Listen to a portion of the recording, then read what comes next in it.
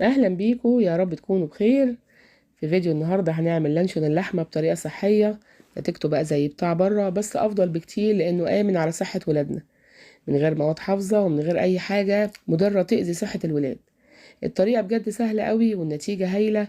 انا جربت وصفات كتيره للانشون، بجد دي احسن وصفه انا عملتها. تابعوني بقى في الفيديو علشان نشوف الطريقه، ويلا كده بسرعه اشتركي في القناه ولايك وشير لو عجبك الفيديو. شايفين بقى اللي بحاول اقطعه المطه بتاعته عاليه، ولا بيتفرفت ولا الكلام ده كله.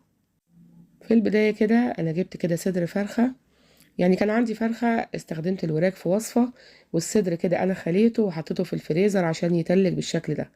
دلوقتي كده بعد ما تلج هجيبه كده واقطعه بالشكل ده، بس انا مش عايزاه يكون محجر قوي عشان ما يأذيش الكبه بتاعتي، يعني اقدر اقطعه كده بالسكينه بسهوله والسكينه برضو تمشي فيه علشان الكبه بتاعتي ما تتكسرش. هحط دلوقتي كده صدر الفرخه، تقريبا صدر الفرخه ده حوالي نص كيلو. طب احنا قلنا هنعمل لانشون لحمه النهارده، مالنا ومال الفراخ؟ احنا هنستخدم الفراخ وهقول لكم هحط ايه دلوقتي علشان ندي طعم اللحمه. انا جبت كده مكعبين من اللية وحطيتهم كده مع الفراخ، هحطهم دلوقتي في الكبه وهفرمهم فرمه كويسه مع الفراخ. اهم حاجه بس ان انا انعمها كويس جدا الفراخ واللية مع بعض ومخليش فيها اي قطع، وكمان احتفظ بالسقعيه بتاعتها، يعني اشتغل بسرعه ما سيبهاش ان هي تدفى عشان اضمن نجاح الوصفه.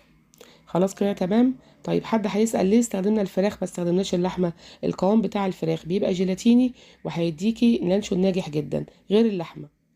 دلوقتي بقى خلاص انا ضربت الفراخ مع اللية، ضربتها ضرب كويس قوي، وجبت بقى كوباية كده من النشا مع كوباية من المية المتلجة اللي فيها تلج زي ما انتم شايفين كده، وابتدأت ادوبهم مع بعض.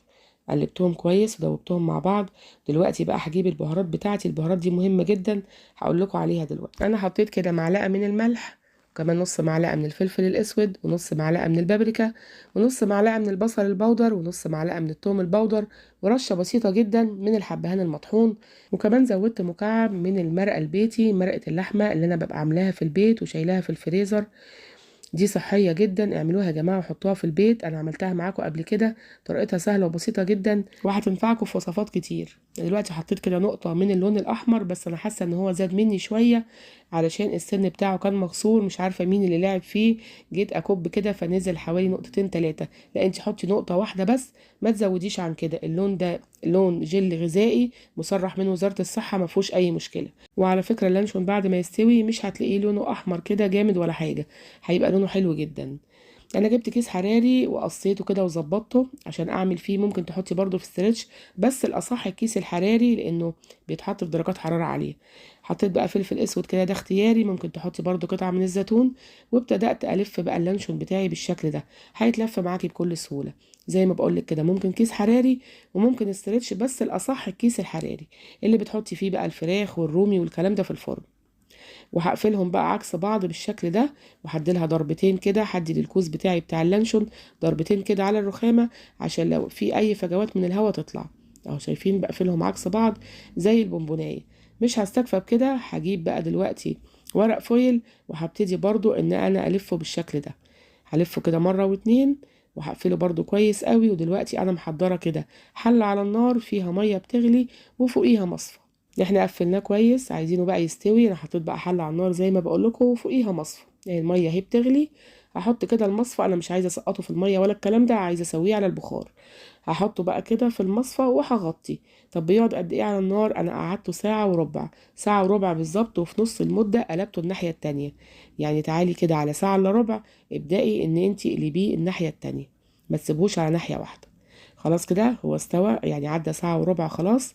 ابتدأت بقى اطلعه، هو سخن معايا دلوقتي طبعا، مش هفتحه خالص، انا بس بشيل الفويل وهاخده كده بقى وهدخله التلاجة وهسيبه يبرد. طب هتسيبيه يبرد قد ايه؟ حوالي كده يعني ليلة. انا سبته 3 4 ساعات وبعد كده قطعته عشان كنت عايزة اصور لكم الفيديو. خلاص كده عدى حوالي 3 4 ساعات معايا. هبتدي بقى اشيل الكيس الحراري اللي انا لفيته بيه، وهبتدي بقى ان انا اقطعه. بصوا بقى انا عايزاكم تشوفوا القوام بتاعه، بص كده وانا بقطعه عامل ازاي، مش بفرول بقى ولا الكلام ده زي ما كنا بنعمله زمان بالجبنه والبيض والكلام ده، لا خالص. شايفين القوام بتاعه؟ هي بس السكينه مش مساعده ان احنا نقطع كويس. بصوا بقى الجمال والحلاوه، شايفين تقطيعته عامله ازاي؟ بصوا لما جبت سكينه تانية بقى، شايفين تقطيعته زي السكينه في الحلاوه بالظبط. القوام بتاعه حلو جدا والمطه بتاعته عاليه قوي والنتيجه بتاعته هايله. وكفايه ان هو عاملينه في البيت من غير مواد حافظه ومن غير الحاجات اللي بيحطوها له المؤذيه دي. طبعا المصنعات دي يا جماعه بتبقى مؤذيه جدا من بره، والمصانع بتحط فيه حاجات مش كويسه. لو عملناها في البيت لاولادنا يبقى احنا كده حافظنا على صحه الولاد. شايفين بقى المطه بتاعته عاليه ازاي؟ انا بحاول اقطعها مش راضي يتقطع. بجد النتيجه بتاعته هايله جدا، انا واثقه ان هو هيعجبكم. بس خلي بالكم بقى من اللون، نصيحه مني تحطوا نقطه واحده بس مش اكتر من كده.